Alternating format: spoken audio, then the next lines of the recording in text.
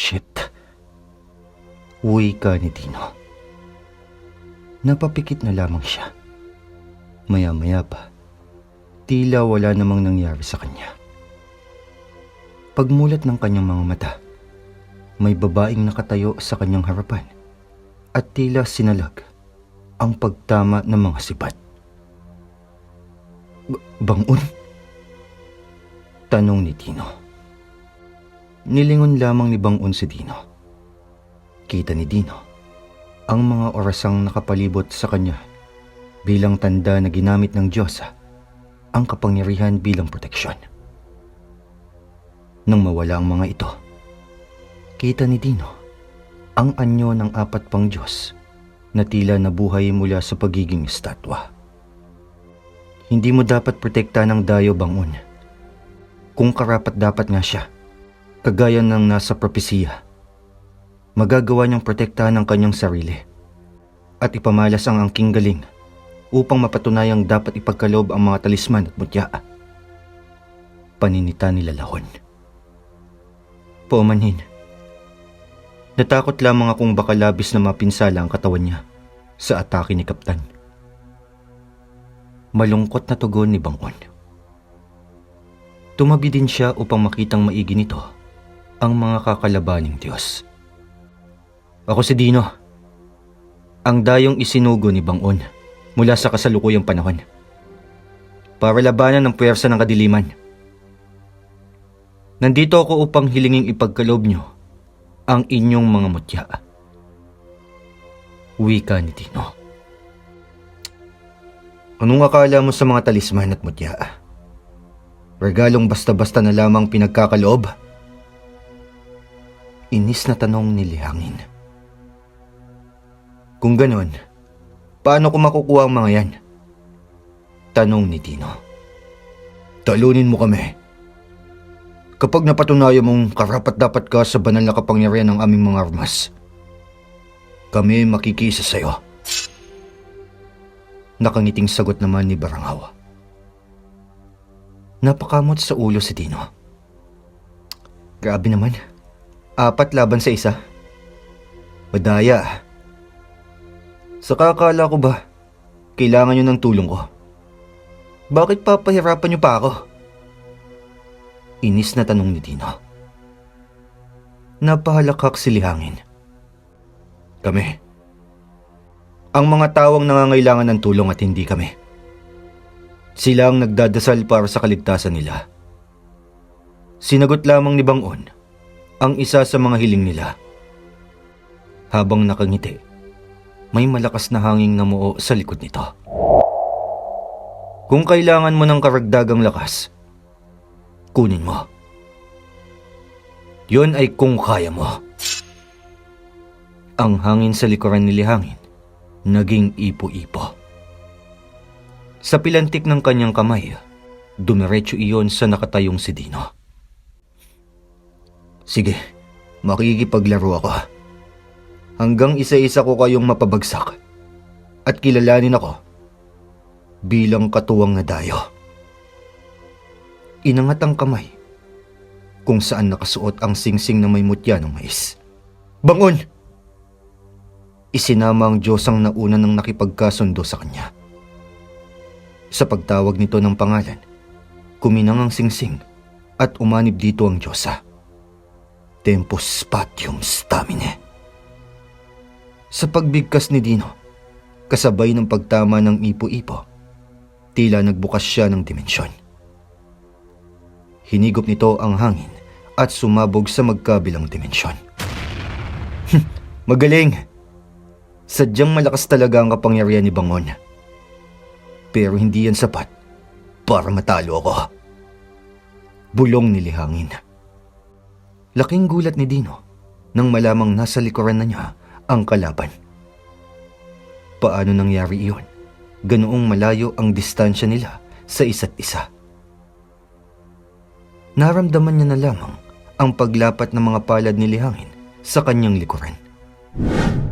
Bago pa man tuluyang makagalaw, tumilapo na si Dino. Malakas ang puwersang iyon. Upang hindi mapinsala ang kanyang katawan, Gumamit siya ng pansalag sa bawat pagtama niya sa lupa. Tumindig si Dino nang nakangiti. Tila hindi alintana ang natamong sugat mula sa sorpresang pag-atake ni Lihangin. Nakataas ang kilay habang nakangiti. Inangat ang kaliwang kamay, saka may binulong. Bago pa man umatake, nakahanda na din si Lihangin para sa kanya. Subalit ng mga sandaling iyon, may kakaibang sensasyong naramdaman si Lihangin. Tila hindi maigalaw ang kanyang katawan. Ano ito? Ang bigat ng pakiramdam ko ah. Mabagal ang galaw ng aking katawan. Nang tumingala, pabagsak na sa kanyang pwesto si Dino mula sa itaas. Nakapormang susuntok iyon ng buong puwersa. Ah! Isang malakas na pagputok ang nadinig sa pagbagsak ni Dino. Nang mawala ang usok sa paligid, napagtanto niyang may tinamaan nga siya. Subalit laking gulat niya nang makitang may isa pang sumali sa labanan. May tila tubig na anyong malaking harang ang nasa pagitan nila ni Dino.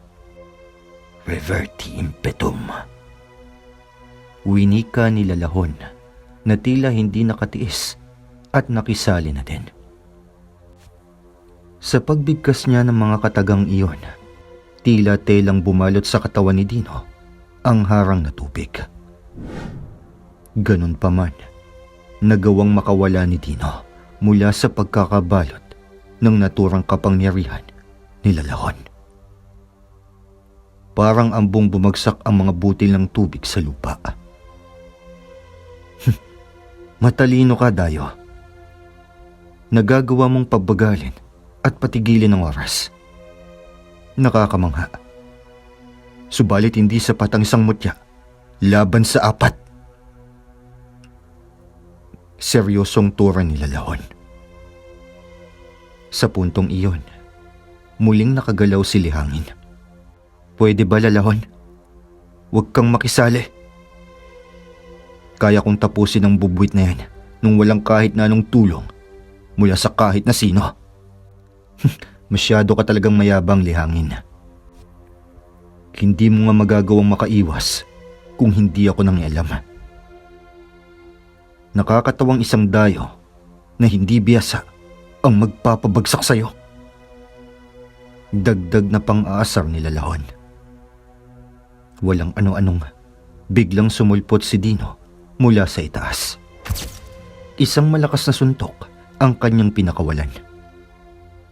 Agad namang nakaiwas ang dalawa. Sa lakas ng puwersa, bumaon ang kamao ni Dino sa lupa. Pwede bang wag kayong magtalo na para bang wala ako dito? Sa lahat ng ayoko, iyong binabaliwala ako. Lalong nag-init ang ulo ni Lihangin at Lalahon sa sinabi ng dayo. Tampalasan! Walang kahit na sino ang maaaring mangmata sa kakayahan ng mga Diyos. Sigaw ni Lalahon. Ramdamang dagundong nagalit ng Diyosa ng bulkan at pag-aani. Inangat ang kanang kamay kung saan ang mainit na lava umangat. Ang kaliwang kamay naman nagpalabas ng tubig. Sa kumpas ng mga kamay, naghalo ang dalawang elemento sa ere. Kitang-kita ang usok na nilalabas dahil sa pagsasama ng mainit at malamig. Waring ahas na nagsasayaw ang mga ito. Mag-iingat ka, Dino. Hawak ni Lalahon ang mutya ng tubig. Nagagawa niyang higupin ang enerhiya sa paligid at magamit sa pansariling lakas. Ang tubig na ito ay siya ding magpapasunod sa anumang naisin niya. Ang tubig ang nagdadala ng swerte sa masaganang ani, ngunit delikado kung gagamitin sa labanan ni Lalahon. Ang babala ni Bangon. Nakikipag-usap siya gamit ang isipan. Salamat, Bangon. Subalit handa ako dito. Tugon ni Dino. Kinuyumpos ni Dino ang mga kamao habang nakatingin sa magkahalong tubig at lava na binubuo nila Lahon. Sa huling kumpas ng mga kamay ng Diyosa, tila ahas na tutuklaw iyon kay Dino. Mabilis, mapuwersa, at punong-puno ng galit. Isang lakas nito, kayang wasakin ang buong templo. Ngunit ang pag-ataking iyon, hindi nagpatibag ng loob ni Dino. Sa tindig nito, tila alam niya kung ano ang magiging plano. Hindi nga nagkamali si Dino. Isang diretsong pag-atake ang pinakawalan nila Lahon. Pinaghalong tubig at bato na nakapormang dragon ito. Sinipat ng kanyang mata ang direksyon kung nasaan si Lihangin. Tumindig ng maayos si Dino. Tiniklop kaunti ang mga binti. Iniangat paharap ang kanang kamay sa direksyon nila Lahon, habang nasa direksyon naman ni Lihangin ang kaliwang kamay. Tapos ka na, Dayo! Buong lakas na sigaw nila Lahon, na tila mas nagbigay ng puwersa at liksi sa dragong binuo. Asa ka naman. Malakas na sagot ni Dino, na nakaporma kung saan pinakitang handa siyang tanggapin ang atake ng Diyosa. Inipon ang lakas sa magkabilang bukas na palad. Reverse impetum. Bulong ni Dino. Matapos bigkasin ang mga kataga, may lumabas na espiritong bilog sa kanang kamay nito. Sa pagsulpot noon, isa-isang lumabas ang mga numero ng orasan, kasunod ang mga kamay nito. Bago tuluyang tumama ang dragon, umikot pabaligtad ang mga kamay ng orasan. Hinigop nun ang atake nila Lahon. Nagulat ang Diyosa sa nangyari. Kitang-kita ng dalawa niyang mga mata kung paano higupin ng orasan ni Dino ang kabuuan ng kanyang solidong pag-atake.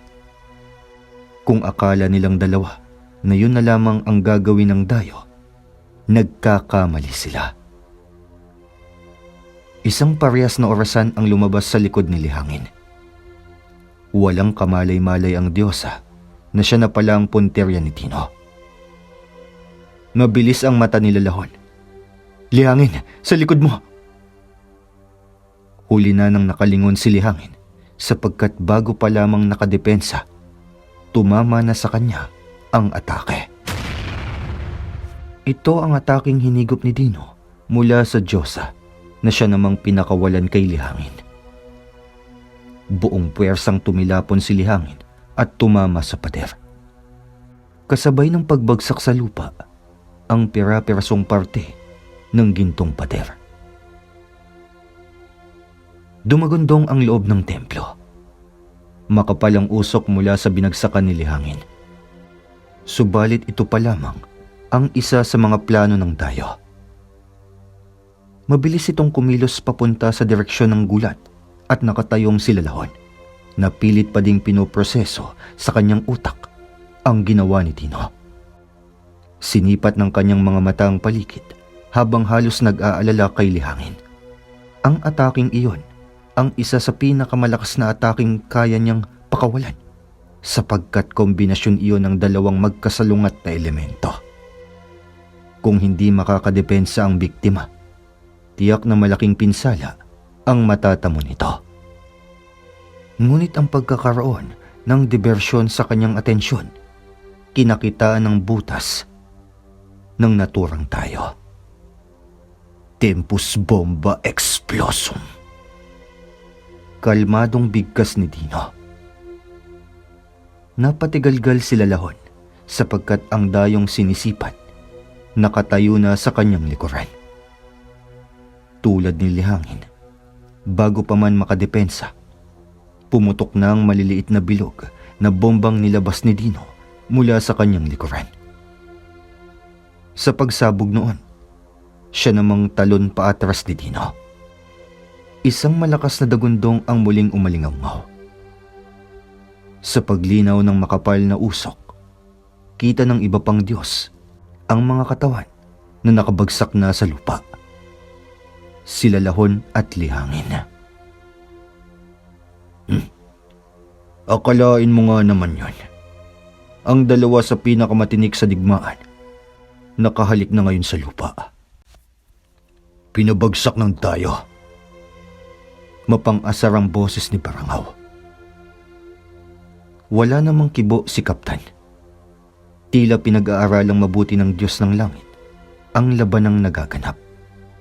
Dalawang Diyos laban sa dayong hiram lamang ang kapangyarihan mula sa isa sa kanila, ngunit kayang makipagsabayan. Hindi niya alintana ang mga sinasambit na salita ni Barangaw sa kanyang tabi. Sumimangot si Barangaw at napanguso ng mapagtantong hindi sa kanya nakatuon ang atensyon ni Kaptan. Ay, iba talaga kapag tumatanda na. Nabibingi na. Bulong ni Barangaw. Ang kaninang walang kibong si Kaptan, hinagka ng gintong palakol. Nang mahawakan, may kuryenteng pumipitik-pitik at lumalabas sa kahabaan ng katawan hanggang sa matalim na dulo ng palakol. Tila alam ni Barangaw ang susunod na mangyayari. Si Kaptan na ang susubok sa kakayahan ng dayo kung naharapat siyang maging lunawan ng kanilang mga kapangyarihan. Lalo na si Kaptan na Diyos ng lahat ng Diyos. Ang kapangyarihang taglay ng ginintuang palakol na pinakamakapangyarihang talisman. Punteriya ni Kaptan ang nakatayo at hinihingal na si Dino na tila napagod na sa dalawang magkasunod na ataking nilabas kung saan parehas na gamit ang kapangyarihan ni Bangon at ng mutya ng mais. Halos magbunyi siya sa loob-loob niya dahil nagawa niyang mapadapa ang dalawa sa apat na Diyos na makakalaban niya. Lingid sa kanyang kaalaman na ang susunod na makakalaban ay ang Diyos ng lahat ng Diyos. Isang gumagapang na kidlat mula sa lupa ang papalapit kay Dino. Mabilis iyon at maliksi.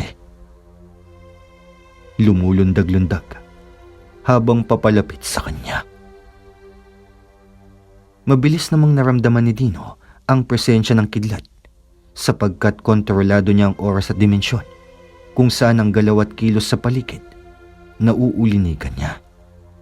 Ngunit dahil triple ang lakas nito kumpara kila Lahon at Lihangin, iba ang puwersa nito. Mabilis siyang nakagawa ng harang bilang pansalag. Sinubukan niyang ulitin ang ginawang pagbaliktad ng atake ni Lihangin. Subalit hindi na yun umubra pa. Sa tingin mo ba, magagawa mo sa akin ang ginawa mo sa dalawang mo pang nakalaban? Hindi ako kasing hina nila at hindi ako kasing bilis malinlang gaya ng iniisip mo. Madiing sambit ni Kaptan. Habang pinipigilan ni Dino ang kidlat na pinakawalan ni Kaptan gamit ang harang na ginawa niya, isang wasiwas ng palakol mula itaas pababa ang sinunod na inindayog ng malalaking bisig ng Diyos. Dito na tuluyang nabasag ang orasang harang ni Dino. Nang mabasag, sinalo ng kanyang katawan ng kidlat ni Kaptan. Sanhi upang tumilapon siya at magpagulong-gulong sa sahig. Akmang aatake pa si Kaptan nang biglang nagliwanag ang katawan ni Bangon. Dahan-dahan siyang umangat sa ere. Tila may kung anong bumabalot sa katawan nito. Hirap na hirap, ang puting liwanag ay unti-unting nabalot ng itim. Isang malakas na sigaw ng paghihirap ang bumulalas sa Diyosa. Napatingin naman ang lahat sa kanya. Hindi maunawaan kung anong nangyayari sa katawan ng Diyosa ng oras. Ang presensyang ito. Kilala ko kung kanino ang itim na presensyang ito. Sambit ni Barangaw. Magkuhayin. Gigil na bulalas ni Kaptan. Mula sa anino ni Bangon, biglang lumabas ang isa pang wangis ng tao. May mahabang buhok, sungay na nakatiklop patalikod. May itim na linyang pahaba mula noo hanggang dulo ng baba. Tig-tatlong mahahabang tenga. Kulay dilaw ang mata nito na tila sa pusa. Isang mahabang itim na damit na may halos kaparehas na tekstura at disenyo ng mga karaniwang diyosa. May mahabang sentro na umangat mula sa anino na siya namang hinawakan ng kaliwang kamay nito. Nasa pinakaitasang bilog na umaapoy. Ang kanang kamay, sakal-sakal si Bangon. Kinagagalak ko kayong makita ng harapan. Sinong mag-aakalang darating ang araw na makakadaupang palad ko ang 5 sa magigiting na Diyos at Diyosa? Pumikit ito at huminga ng malalim.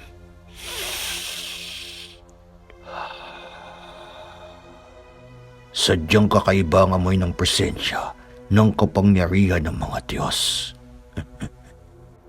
Kapansin-pansin din ang medalyong nakasabit sa kanyang leeg.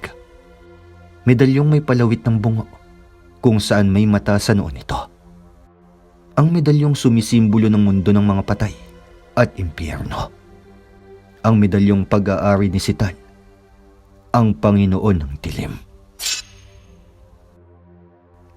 Kaakibat ng kapangyarihan ng itim na karunungan at medalyon ni Sitan, magagawa niya halos pantayan ang kapangyarihan ng mga Diyos. Subalit hindi ito ang nais ni Adyaw.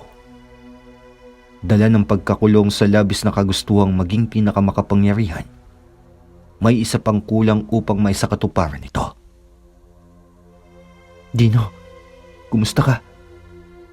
Sabi ko na nga ba, dito kita matatagpuan eh. Agad na hinagis si Bangon. Hastave, Velpoena, Phoenix Ardens. Nagpakawala ng 2 direktang atake si Lalahon at Lihangin. Habang ginamit naman ni Barangaw ang kapangyarihan ng mutya ng linta, kung saan ay naglaho siya upang pasukin ang isip ni Adyaw at makontrol ito. Nagawa niyang pasukin ang isipan ng babaylan, subalit balot ito ng dilim mula sa inggit, puot at galit.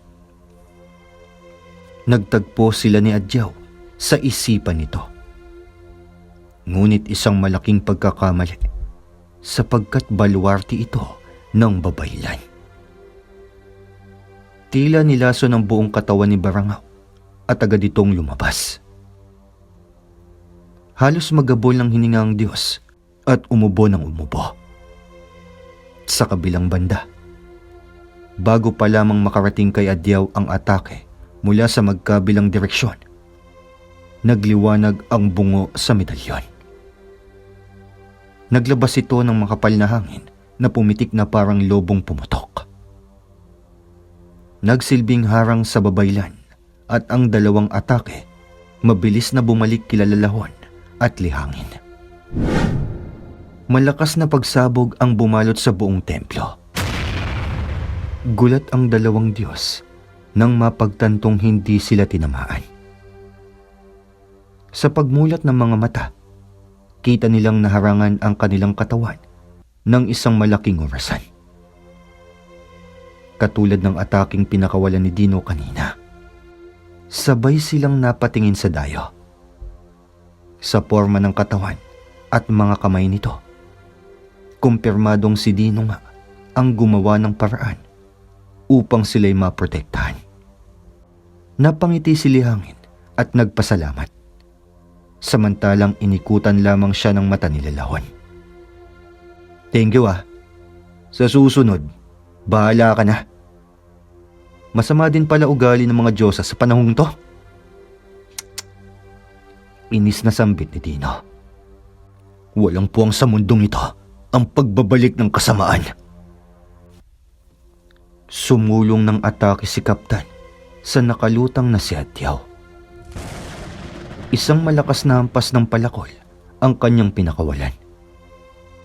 Kaakibat ng pag-indayog ng mga ugatang kamay, ang makakapal na hibla ng kidlat mula rito na mas lalong nagpatibay sa pag-atake ni Kaptan.